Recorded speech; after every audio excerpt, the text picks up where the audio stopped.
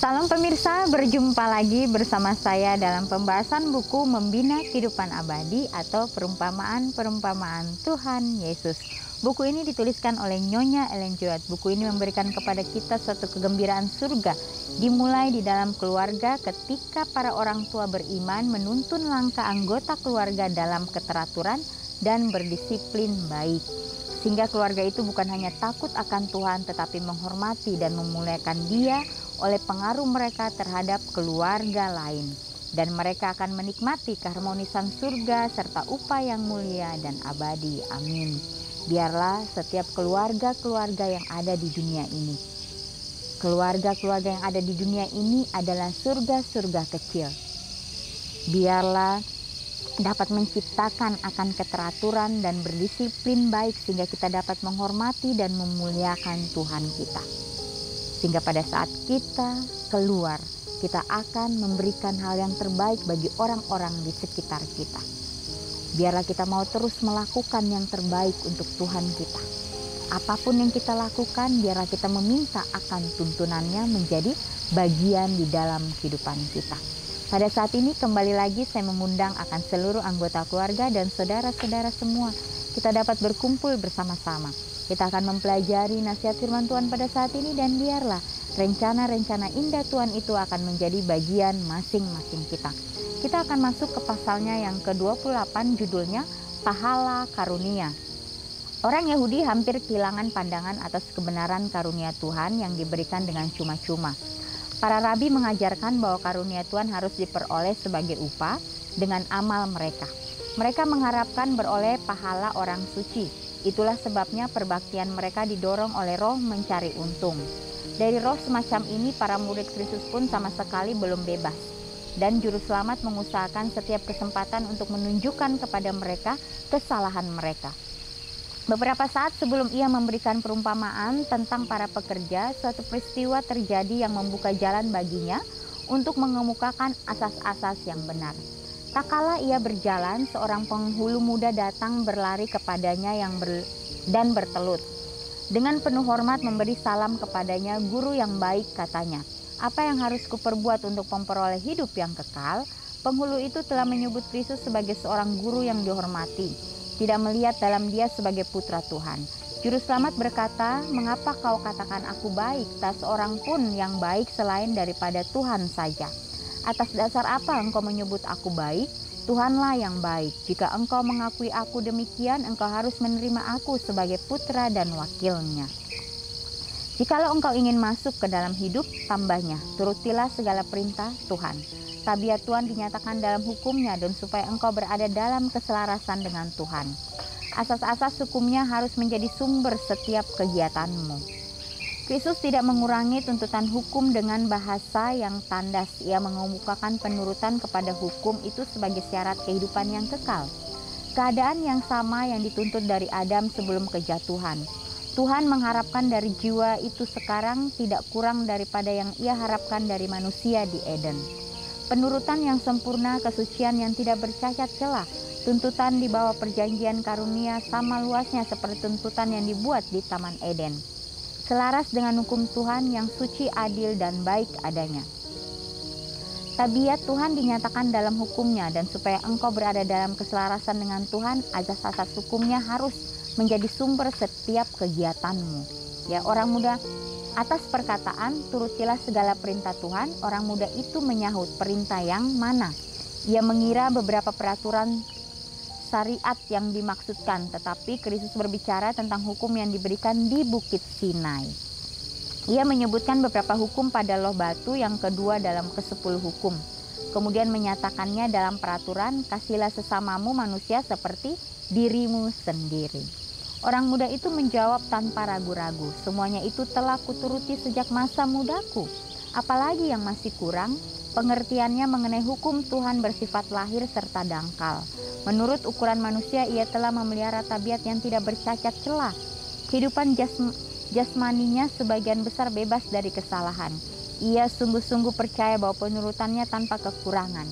Namun ia mempunyai rasa takut yang tersembunyi bahwa tidak segala sesuatu dalam keadaan yang baik di antara jiwanya dan Tuhan. Ini menimbulkan pertanyaan, apalagi yang masih kurang? Jikalau engkau hendak sempurna, kata Kristus, pergilah, jualah segala milikmu dan berikanlah itu kepada orang-orang miskin, maka engkau akan beroleh harta di surga. Kemudian datanglah kemari dan ikutlah aku. Ketika orang muda itu mendengar perkataan itu, pergilah ia dengan sedih sebab banyak hartanya. Ya. Orang yang hanya mengasihi diri sendiri adalah seorang pelanggar hukum. Inilah yang diinginkan Yesus untuk dinyatakan kepada orang muda itu. Ia memberikan sebuah ujian padanya yang ternyata menunjukkan hatinya yang mementingkan diri sendiri. Ia telah mendambakan sebuah ilah di dalam jiwa. Dunia inilah ilahnya. Ia mengaku memelihara hukum, tetapi ia miskin akan asas yang justru menjadi roh dan kehidupan daripada semuanya. Ia tidak memiliki kasih yang sejati terhadap Tuhan maupun manusia. Ya, kecintaannya akan diri sendiri serta keuntungan duniawi menjadikan ia tidak selaras dengan prinsip-prinsip surga. Ya, ia harus menyerahkan dirinya tanpa pamrih kepada Tuhan. Ya, untuk meninggalkan segala sesuatu lalu mengikut Dia. Ya. Kristus memandang orang muda itu dan merindukan jiwanya. Ia ingin mengirimkan dia sebagai seorang juru kabar dari hal kebahagiaan bagi manusia. Ya, perkataan ini mengejutkan murid-murid. Mereka telah diajar menganggap orang kaya sebagai orang yang disayangi surga. Ya, kuasa duniawi dan kekayaan yang diharapkan akan diterima dalam kerajaan Mesias. Bila orang kaya gagal masuk ke dalam kerajaan surga, pengharapan apa lagi yang tersisa bagi mereka? Ya, kerinduan mereka yang tersembunyi untuk kuasa dan kekayaan dinyatakan. Dengan perasaan was-was terhadap dirinya sendiri, mereka berseru, "Jika demikian, siapakah yang dapat diselamatkan?" Yesus memandang mereka dan berkata, "Bagi manusia hal ini tidak mungkin, tetapi bukan demikian bagi Tuhan, sebab segala sesuatu adalah mungkin bagi Tuhan."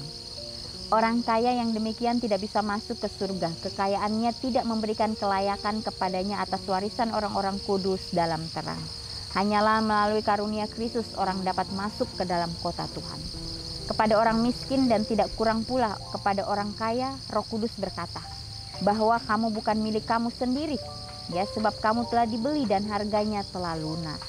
Bila manusia mempercayai hal itu, harta miliknya akan disimpan sebagai tabungan untuk digunakan menurut petunjuk Tuhan, untuk menyelamatkan orang yang tersesat dan menghiburkan orang yang sengsara dan miskin. Bagi manusia hal ini mustahil karena hati melekat kepada harta duniawi.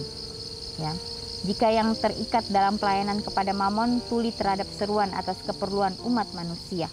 Ya, tetapi bagi Tuhan segala sesuatu dapat dilaksanakan. Oleh memandang kasih Kristus yang tidak terhingga, hati yang mementingkan diri akan dicairkan dan ditaklukkan. Ya. Segala sesuatu kuanggap rugi karena pengenalan akan Kristus Yesus Tuhanku lebih mulia daripada semuanya. Lalu mereka tidak akan menganggap sesuatu sebagai milik mereka sendiri, sebab akan bersuka cita menjadi pelayan bagi semua manusia. Ya. Petra adalah orang yang pertama yang menunjukkan hasil dari keyakinan rahasia yang dibuat oleh perkataan juru selamat. Ia memikirkan dengan perasaan puas apa yang dia dan saudara-saudaranya telah tinggalkan demi Kristus. Kami ini telah meninggalkan segala sesuatu dan mengikut engkau, katanya. Mengingat janji yang bersyarat kepada orang kaya yang muda itu, engkau akan beroleh harta di surga. Sekarang ia bertanya apa yang akan diperolehnya dengan teman-temannya sebagai pahala atas pengorbanan mereka. Tetap jawab juru selamat mengharukan hati para nelayan Galilea itu. Ia menggambarkan kemuliaan yang memenuhi impian mereka yang tertinggi. Aku berkata kepadamu, sesungguhnya pada waktu penciptaan kembali, apabila anak manusia bersemayam di takhta kemuliaannya, kamu yang telah mengikut aku akan duduk juga di atas 12 takhta untuk menghakimi ke-12 suku Israel. Dan ia menambahkan, dan setiap orang yang karena namaku meninggalkan rumahnya, saudaranya laki-laki atau saudaranya perempuan, bapak atau ibunya, anak-anak atau ladangnya akan menerima kembali 100 kali lipat dan akan memperoleh hidup yang kekal. Tetapi pertanyaan Petrus, jadi apakah yang akan kami peroleh? Telah menunjukkan satu roh yang bila tidak diperbaiki tidak akan melayakkan murid-murid untuk menjadi juru kabar bagi Kristus, karena ia merupakan roh orang yang makan gaji. Sementara mereka tertarik oleh kasih Yesus, murid-murid itu sama sekali tidak bebas dari pahala karena jasa-jasa yang sesuai dengan pekerjaan mereka. Mereka mendambakan roh yang suka meninggikan diri, dan mereka puas terhadap diri sendiri dan mengadakan pertandingan di atas sesamanya. Ya. Adapun hal kerajaan surga, katanya, sama seperti seorang tuan rumah yang pergi pagi-pagi benar keluar mencari pekerja-pekerja untuk kebun anggurnya. Ya, sudah merupakan kebiasaan bagi orang yang mencari pekerja menunggu di pasar, dan kesanalah pemilik kebun mencari para pekerja. Orang yang terdapat dalam perumpamaan itu dilukiskan keluar mencari pekerja pada jam yang berbeda-beda. Orang yang dikerjakan pagi hari sepakat untuk bekerja dengan sejumlah uang yang telah ditetapkan. Orang yang digaji belakangan menyerahkan beberapa jumlah upahnya menurut kebijaksanaan tuan rumah itu. Ya, ketika hari malam, tuan itu berkata kepada mandurnya, "Panggillah pekerja-pekerja itu dan bayarkan upah mereka, mulai dengan mereka yang masuk terakhir hingga mereka yang masuk terdahulu." Maka datanglah mereka yang mulai bekerja kira-kira pukul 5 dan mereka menerima masing-masing 1 dinar. Kemudian datanglah mereka yang masuk terdahulu, sangkanya akan mendapat lebih banyak, tapi mereka pun menerima masing-masing 1 dinar juga. Ya, perlakuan tuan rumah terhadap pekerja-pekerja kebun anggurnya melukiskan Tuhan memperlakukan umat manusia. Ini merupakan kebalikan kebiasaan yang terjadi di antara manusia. Dalam urusan duniawi, upah diberikan menurut pekerjaan yang dilaksanakan. Pekerja itu mengharapkan pembayaran menurut pekerja yang dilaksanakannya. Tetapi dalam perumpamaan ini, Kristus menggambarkan asas-asas kerajaannya, sebuah kerajaan yang bukan dari dunia ini. Ya, jadi kita harus mengerti. Ya, bagaimana Tuhan kita memberikan pelajaran-pelajaran itu bukan hanya kita mementingkan diri kita sendiri, tapi bagaimana Ia mau ya membuka pemikiran kita bahwa segala sesuatu yang Tuhan berikan itu adil. Ya, Dia tidak memihak satu atau Dia tidak memihak yang lain, tetapi Dia itu adalah Tuhan yang Maha Adil. Ya, jadi bukan jumlah pekerja yang dilaksanakan atau hasil-hasil yang nyata, tetapi roh di dalam mana pekerjaan itu dilaksanakan membuatnya bernilai kepada Tuhan. Ya, demikianlah orang berdosa yang mengetahui ketidaklayakannya telah masuk di kebun anggur tuannya pada jam 11. Waktu pelayanannya tampak begitu singkat, ia merasa bahwa ia tidak pantas atas pahala itu. Tetapi ia dipenuhi dengan sukacita bahwa Tuhan telah menerima dia. Ia bekerja dengan roh rendah hati dan percaya, bersyukur atas kesempatan menjadi seorang yang bekerja sama dengan Kristus. Roh yang demikianlah yang dihormati Tuhan. Ya, jadi jangan sampai diri kita, ya kita anggap bahwa diri kita ini lebih layak daripada orang lain. Ya, Tuhan tidak melihat itu. Ya, Tuhan melihat kita berdiri sama tinggi, duduk pun sama rendah. Ya, tidak ada yang ditinggikan dan tidak ada yang direndahkan, semuanya sama di mata Tuhan. Ya, hanya manusialah yang membeda-bedakannya. Ya, jadi kita harus berhati-hati. Ya, perumpamaan ini tidak memanfaatkan orang yang pertama mendengar panggilan untuk bekerja, tetapi yang lalai untuk masuk ke kebun anggur Tuhan. Ya, ketika tuan rumah pergi ke pasar pada jam 11 dan menemukan orang yang menganggur, katanya, "Mengapa kamu menganggur saja di sini sepanjang hari?" Jawabnya ialah, "Karena tidak ada orang yang mengupah kami." Ya, tidak seorang pun yang dipanggil kemudian berada di tempat itu pada waktu pagi. Mereka tidak menolak panggilan. Orang yang menolak dan kemudian bertobat, dan baiknya bertobat, tidaklah aman untuk bertangguh kepada panggilan pengasihan yang pertama. Ya, pekerja-pekerja yang pertama dalam perumpamaan itu menggambarkan orang yang karena pelayanannya menuntut lebih banyak daripada yang lain. Mereka melakukan pekerjaannya dengan roh yang menyukakan diri sendiri dan tidak menyertakan penyangkalan diri dan pengorbanan.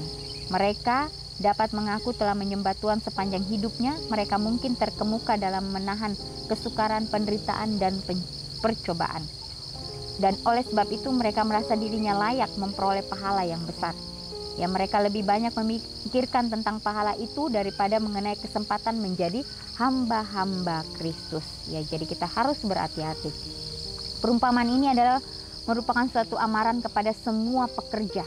Berapapun lamanya pelayanannya, berapapun banyaknya pekerjaannya, bahwa tanpa kasih kepada sesama saudaranya, tanpa kerendahan hati di hadapan Tuhan, mereka itu tidak berarti apa-apa.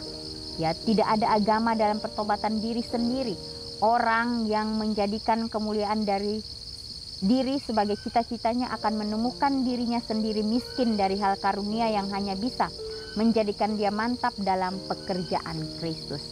Ya, jadi Kembali lagi, inilah roh dari segala pelayanan yang sejati bagi Tuhan. Oleh kekurangan akan roh ini, banyak orang yang tampak terlebih dulu akan menjadi yang terbelakang. Yang terdahulu akan menjadi yang terbelakang. Ya, orang Kristen di dalam kehidupan adalah sebagai berikut. Penyerahan diri setiap hari itu sangat penting. Ya, dan dengan tujuan yang ikhlas dan pikiran yang murni, lemah lembut walau di bawah tekanan, beriman dan saleh, setia dalam perkara-perkara yang kecil. Orang yang di dalam kehidupan rumah tangganya menggambarkan tabiat Kristus. Orang yang demikian dapat dalam pemandangan Tuhan lebih berharga, bahkan daripada misionaris atau orang mati syahid yang tersohor di dunia ini. Ya, jadi di sini juga dikatakan apa yang tidak dapat diperoleh orang yang paling mulia dan pandai dapat diperoleh orang yang paling lemah dan yang paling bersahaja. Ya, gerbang emas surga terbuka bukan bagi orang yang meninggikan diri sendiri, itu tidak dibuka bagi orang yang berjiwa congkak, tetapi gerbang yang kekal itu akan dibuka lebar bagi anak kecil yang menjamah dengan gemetar. Kebahagiaan akan menjadi balasan rahmat bagi orang yang telah bekerja bagi Tuhan dengan iman yang sederhana disertai kasih. Ya, jadi hanya iman yang sederhana disertai kasih. Ya, itulah pelajaran yang berharga bagi kita. Ya, kita tidak perlu melakukan hal-hal yang besar. Ya, karena itu akan membawa kecongkakan atau kesombongan bagi diri kita sendiri. Biarlah kita memulai dari hal-hal yang sederhana di dalam kehidupan kita. Karena itulah Yesus datang ke dunia ini, memberikan kesederhanaan di dalam kehidupan kita masing-masing. Ya, biarlah kita mau menyambut akan kasih Kristus di dalam kehidupan kita, sehingga kehidupan kita boleh menjadi terang dimanapun kita berada. Ya pemirsa, inilah nasihat yang begitu berharga bagi kita. Biarlah kita doakan ini, sehingga kita pun dapat berjalan bersama-sama dengan Tuhan di dalam kehidupan kita setiap harinya. Kita akan berjumpa lagi di kesempatan yang berikutnya, dan Tuhan memberkati.